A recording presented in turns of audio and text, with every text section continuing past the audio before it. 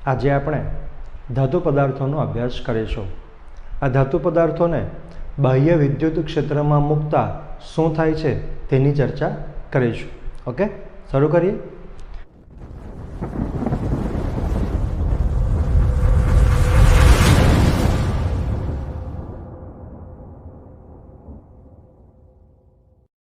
સૌપ્રથમ તો આ ધાતુ પદાર્થો જ્યારે બને છે ત્યારે પરમાણુમાં બાહ્ય કક્ષામાં ફરતા ઇલેક્ટ્રોન પરમાણુમાંથી મુક્ત થાય છે।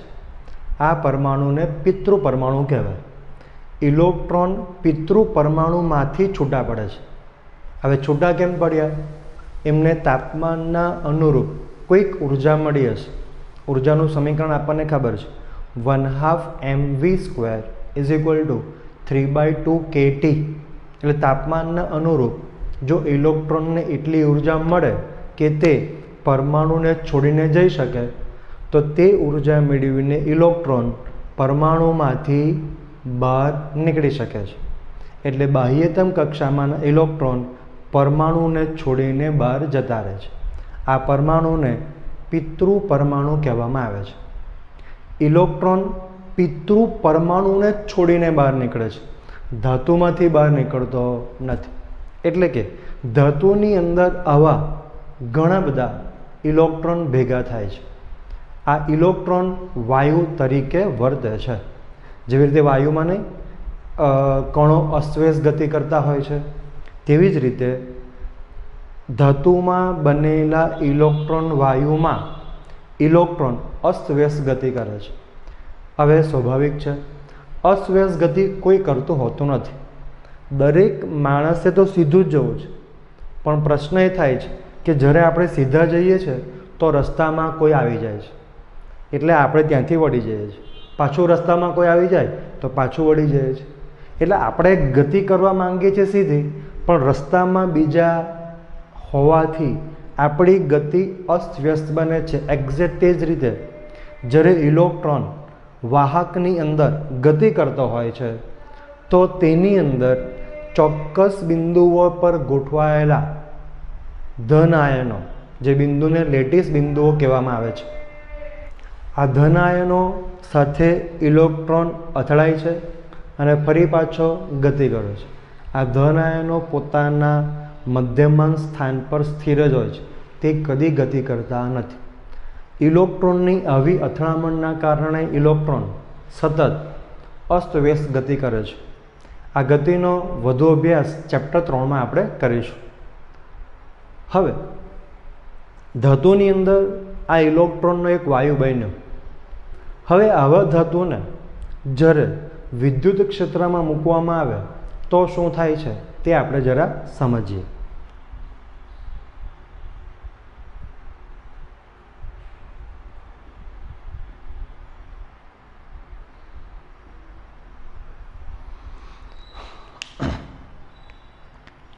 આકૃતિમાં દર્શાવ્યા પ્રમાણે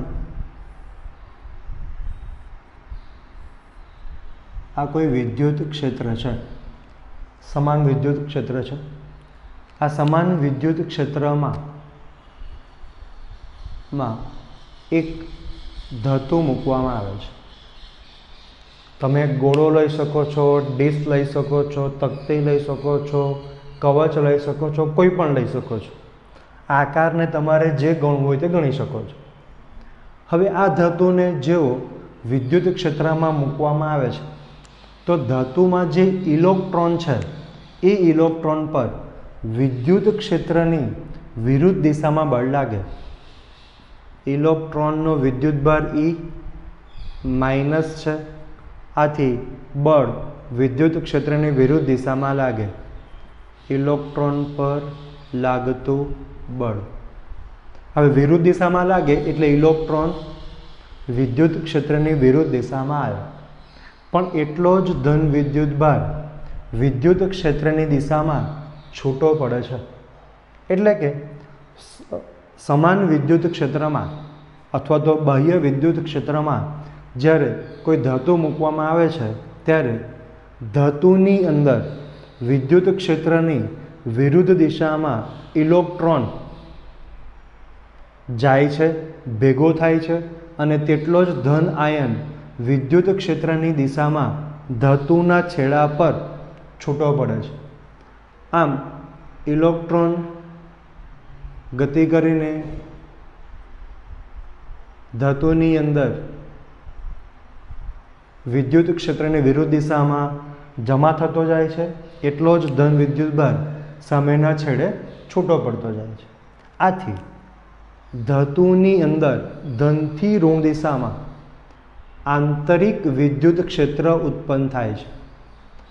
હવે જ્યારે ધાતુને વિદ્યુત ક્ષેત્રમાં મૂકવામાં આવ્યો ત્યારે ધાતુની અંદરનો વિદ્યુતભાર 0 હતો. જેમ જેમ વિદ્યુતભાર પ્રસ્થાપિત થાય છે તેમ તેમ અંદરનું વિદ્યુત ક્ષેત્ર વધતું જાય છે.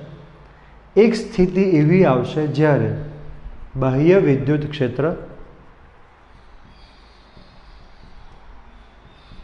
અને અંદરનું વિદ્યુત ક્ષેત્ર બંને સરખું થઈ જશે, એટલે કે તેમનું મૂલ્ય સરખું થઈ જાય. તમે જોઈ શકો છો દિશા પરસ્પર વિરુદ્ધ છે.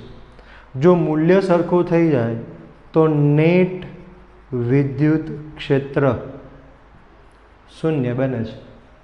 અને આપણે બાહ્ય વિદ્યુત ક્ષેત્ર ગણીએ આઉટર અને ઇનર, તો નેટ વિદ્યુત ક્ષેત્ર શૂન્ય બને. ઓકે, હવે આ સ્થિતિમાં આ જે વિદ્યુતભાર છે એ વિદ્યુતભાર સપાટી પર સ્થિર થાય છે. નોંધ, તમે જોઈ શકો છો બાહ્ય અને અંદરનું વિદ્યુત ક્ષેત્ર સમાન મૂલ્યનું છે, એટલે પરિણામી વિદ્યુત ક્ષેત્ર શૂન્ય થાય છે. નેટ વિદ્યુત ક્ષેત્ર શૂન્ય બને છે. વાહક ધાતુની સપાટી પર સ્થિર વિદ્યુતભાર પ્રેરિત થાય છે. સપાટી પર સ્થિર વિદ્યુતભાર પ્રેરિત થાય છે. આ જે વિદ્યુતભાર છે સપાટી પર છે, આનો મતલબ અંદર વિદ્યુતભાર 0 છે. અંદરનો વિદ્યુતભાર શૂન્ય છે. ત્રીજી વસ્તુ, સપાટી પર જેટલો ઋણ વિદ્યુતભાર મળ્યો એટલો જ ધન વિદ્યુતભાર મળે છે, એટલે કે નેટ વિદ્યુતભાર શૂન્ય હોય છે. ચોથી વસ્તુ, આપણે એક્ઝામ્પલ લઈએ. સમજો કે મારી પાસે 4 લખોટી હોય અથવા તો 5 લખોટી હોય. આ 5 લખોટીને હું એમ કરીને ફેંકું તો લખોટી કેવી રીતે ગતિ કરે? એમ કહીને ફેંકવું એટલે એમ જશે, એમ પછી અથડાશે, પાછી ઉછળશે, અથડાશે, ઉછળશે. એટલે એની પર 2 દિશામાં બળ લાગે છે. એક આ દિશામાં બળ લાગે છે અને એક આ દિશામાં પણ બળ લાગે છે. હવે જ્યારે લખોટી ગબડશે ત્યારે આ દિશામાં બળ લાગે છે અને બીજું આ દિશામાં, જેને આપણે વજન બળ કહીએ છીએ, તે પણ લાગે છે. હવે જ્યારે લખોટી ગબડતી સ્થિર થઈ જશે તો સ્થિર થઈ ગયેલી સ્થિતિમાં પણ લખોટી પર આ દિશામાં એટલે કે ગુરુત્વાકર્ષી બળ લાગે છે. તો સ્થિર સ્થિતિમાં ગુરુત્વાકર્ષી બળ સપાટીને લંબરૂપે લાગે છે. એક્ઝેક્ટ તે જ રીતે સપાટી પર જ્યારે વિદ્યુતભારો સ્થિર થઈ જાય છે તો સ્થિર વિદ્યુતભાર પર વિદ્યુત ક્ષેત્રના કારણે જે બળ લાગશે એ બળ કેવું હશે? સપાટીને લંબરૂપે હશે. સપાટીને લંબરૂપે બળ લાગે એનો મતલબ કે વિદ્યુત ક્ષેત્ર ધાતુની સપાટીને લંબરૂપે હોય છે. ધાતુની સપાટીને લંબરૂપે હોય છે. આ રીતે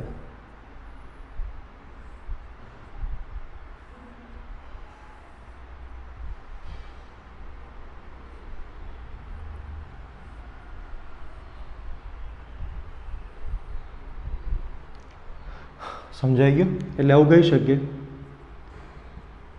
ધાતુની બાહ્ય સપાટીના દરેક બિંદુએ વિદ્યુત ક્ષેત્ર સપાટીને લંબરૂપે જ હોય છે.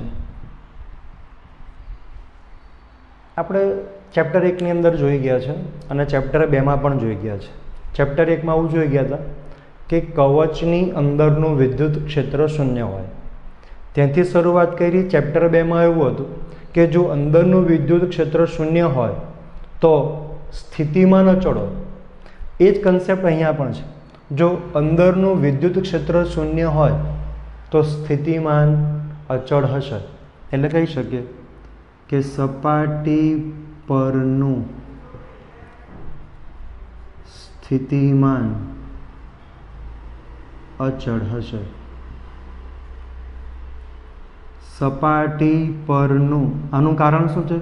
સપાટી પરનું વિદ્યુત ક્ષેત્ર પણ અચળ છે. તો સપાટી પરનું વિદ્યુત ક્ષેત્ર કેટલું હશે તે આપણે શોધીએ.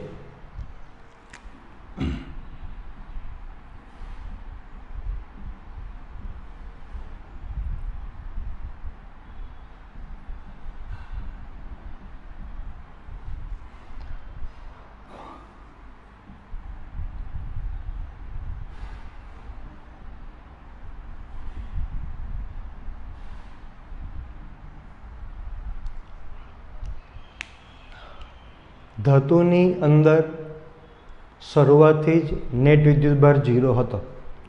હવે આવું એક ધાતુ છે.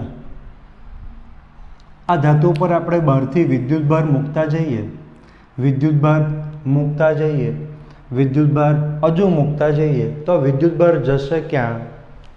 તો આ બધા જે તારણો છે, તારણો એવું કહે છે કે ધાતુ પર વિદ્યુતભાર મૂકવામાં આવે એટલે કે પ્રસ્થાપિત કરવામાં આવે તો વિદ્યુતભાર સપાટી પર જ રહે છે. વિદ્યુતભાર સપાટી પર જ રહે છે. એટલે આ વિદ્યુતભાર જે આપણે મૂક્યો હતો એ સપાટી પર મળ્યો. હવે ધન વિદ્યુતભાર છે એટલે વિદ્યુત ક્ષેત્ર આ રીતનું હશે.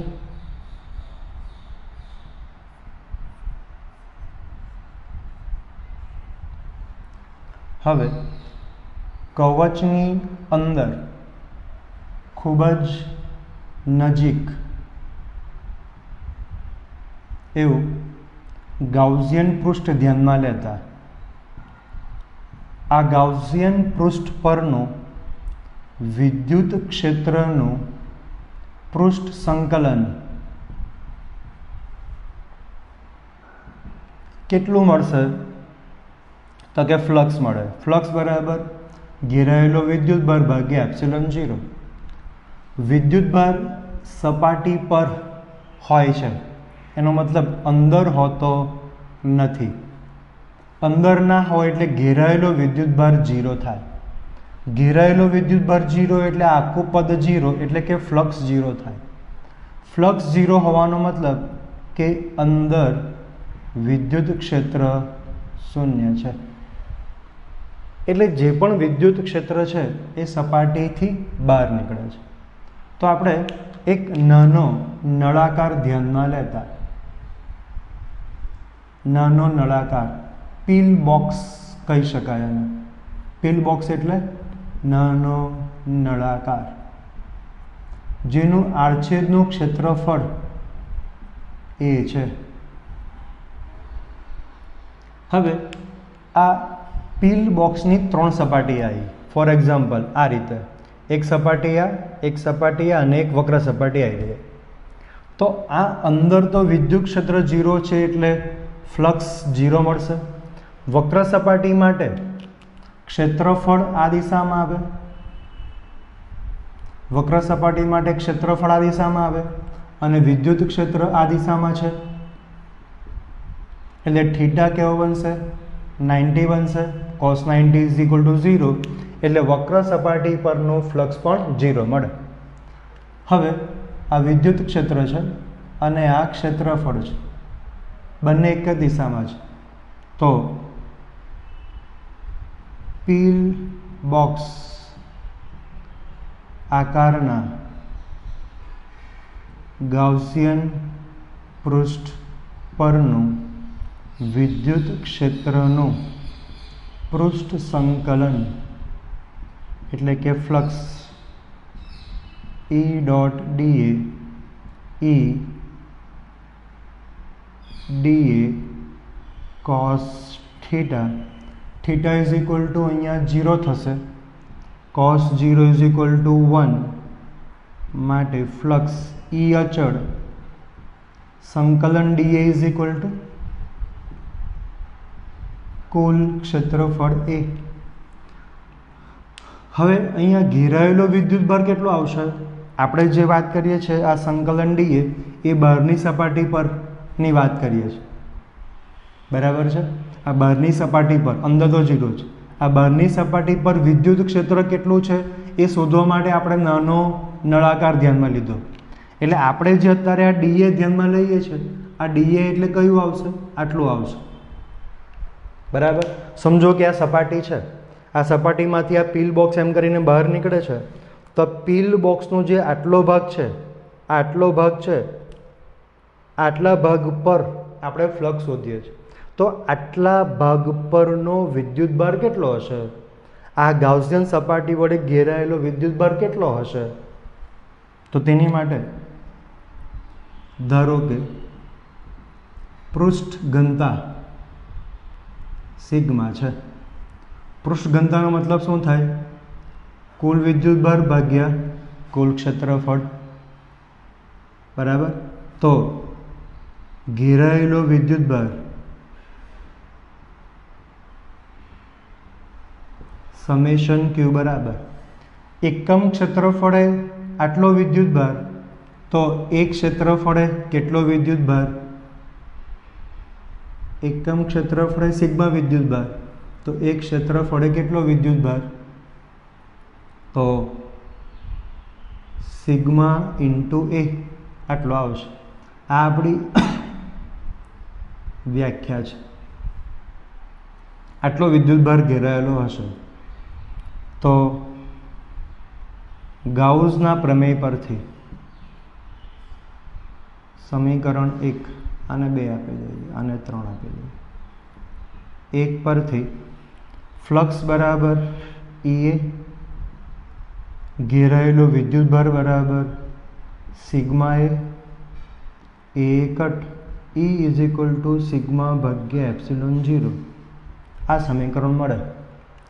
આ સમીકરણમાં કોઈ જગ્યા પર અંતરની વાત નથી, ત્રિજ્યાની વાત નથી. આનો મતલબ સપાટી પરના દરેક બિંદુ પર, સપાટી પરના દરેક બિંદુ પર વિદ્યુત ક્ષેત્ર અચળ હોય, અને વિદ્યુત ક્ષેત્ર અચળ હોય છે એટલે સ્થિતિમાન પણ અચળ હોય છે. હવે આ બંને શરત માટે આપણે પોલા વાહકની વાત કરીએ.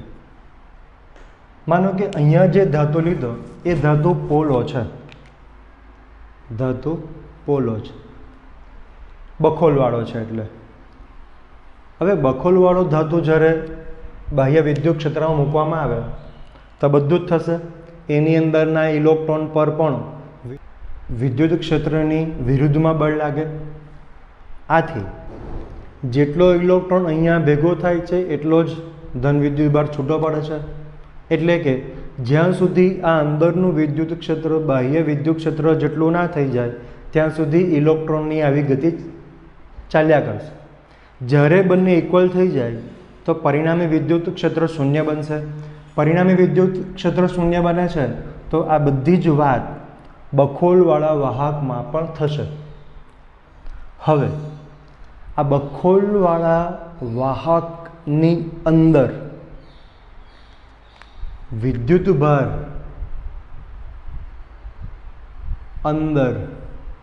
વિદ્યુતભાર 0 છે, કારણ કે વિદ્યુતભાર ક્યાં મળવાનો છે? સપાટી પર. અંદર નેટ વિદ્યુત ક્ષેત્ર પણ 0 છે. ઓકે, તો અંદર વિદ્યુતભાર 0 હોવો, અંદર વિદ્યુત ક્ષેત્ર 0 હોવું, આ જે ઘટના જોવા મળે છે તેને ઇલેક્ટ્રોસ્ટેટિક શિલ્ડિંગ કહે છે. અંદર નેટ વિદ્યુતભાર અને નેટ વિદ્યુત ક્ષેત્ર 0 મળવાની ઘટનાને ઇલેક્ટ્રોસ્ટેટિક શિલ્ડિંગ કહેવાય. સમજીએ આપણે. સમજો કે તમે એકલા પપ્પા સાથે કારમાં બેસીને જાઓ છો. હવે વરસાદ પડે છે તો પપ્પા એવું કહે છે કે બારીનો કાચ બંધ કરી દો અથવા તો બારણાનો કાચ બંધ કરી દો જો ખુલ્લો હોય તો. હવે વરસાદ પડે છે, કાચ બંધ કરાયો, એનું કારણ શું? તો કે વરસાદ પડતો હોય અને વીજળી થતી હોય. વીજળી થતી હોય અને જો વીજળી નીચે પડે, વીજળી નીચે પડે અને વીજળી જો તમારી કાર પર પડે તો શું થાય? કાર એટલે બખોલવાળું વાહક. વીજળી એટલે lots of electric energy, lots of electric charge, lots of potential, highly electric field. Okay, તો જેવી વીજળી પડે તો શું થાય? તમે જે વાહકની બખોલમાં બેઠા છે એ વાહકની સપાટી પર વિદ્યુતભાર મળે, પણ અંદર વિદ્યુતભાર 0 મળે, અંદર વિદ્યુત ક્ષેત્ર 0 મળે. તમે વાહકની બખોલમાં બેઠા છો અને બખોલમાં પરિણામી વિદ્યુત ક્ષેત્ર હંમેશા 0 જ મળે. આથી થશે શું? તમને વીજળી કશું નહીં કરી શકે. પણ આનાથી ઉલટું, જો કાચ ખુલ્લો હોત તો તમે બખોલમાં ના ગણાત, એટલે કારની અંદરની સપાટી પણ સપાટી જ ગણાત, અને સપાટી ગણાત તો વિદ્યુતભાર અંદર આવત તો અંદર વિદ્યુત ક્ષેત્ર આપણને મળત, અને મળત તો વીજળી આપણને મળત. વીજળી આપણને મળે, આપણી અને વીજળીની મુલાકાત થાય તો તમને ખબર જ છે શું થાય. તો બખોલમાં આપણે જ્યારે બેઠા છે તો એ જે ઘટના બની એને ઇલેક્ટ્રોસ્ટેટિક શિલ્ડિંગ એટલે પ્રોટેક્શન પૂરું પાડવું, શિલ્ડ, કવચ, એક વિદ્યુતીય કવચ બને છે. ઓકે, આ ઘટનાને ઇલેક્ટ્રોસ્ટેટિક શિલ્ડિંગ કહેવામાં આવે છે. હવે આ જ બખોલવાળા વાહકને, આ બખોલવાળું વાહક છે, એને બાહ્ય વિદ્યુત ક્ષેત્રની ગેરહાજરીમાં મૂકવામાં આવે અને એની પર વિદ્યુતભાર પ્રસ્થાપિત કરવામાં આવે તો પણ વિદ્યુતભાર સપાટી પર જ પ્રસ્થાપિત થશે, અંદર પ્રસ્થાપિત થશે નહીં. હવે કોઈક રીતે અંદર વિદ્યુતભાર મૂકવામાં આવે કોઈક રીતે, તો એટલો જ ઋણ વિદ્યુતભાર સપાટી પર અને એટલો જ ધન વિદ્યુતભાર વાહકની સપાટી પર પ્રેરિત થશે, કે જેથી અંદરનું એટલે આયરુઆ, અંદરનું વિદ્યુત ક્ષેત્ર શૂન્ય થાય. નિયમ છે કે અંદરનું વિદ્યુત ક્ષેત્ર શૂન્ય થવું જોઈએ. તો અંદરનું વિદ્યુત ક્ષેત્ર શૂન્ય ક્યારે થશે? કે એટલો જ ઋણ વિદ્યુતભાર બખોલની સપાટી પર અને એટલો જ ધન વિદ્યુતભાર ધાતુની સપાટી પર પ્રેરિત થાય તો પરિણામી વિદ્યુતભાર તો 0 જ મળે. એટલે વાહકની અંદરનું વિદ્યુત ક્ષેત્ર 0 થશે, પણ વાહકમાં વિદ્યુત ક્ષેત્ર 0 નથી. વાહકમાં વિદ્યુતભાર 0 નથી, કારણ આપણે અંદર વિદ્યુતભાર મૂકીએ છીએ.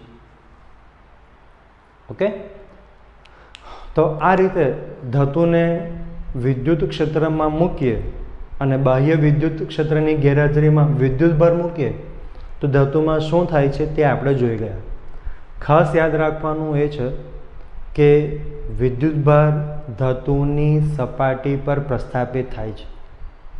ધાતુની અંદરનું વિદ્યુત ક્ષેત્ર શૂન્ય હોય છે, પણ ધાતુ ના હોય તો પાછું શૂન્ય ના હોય.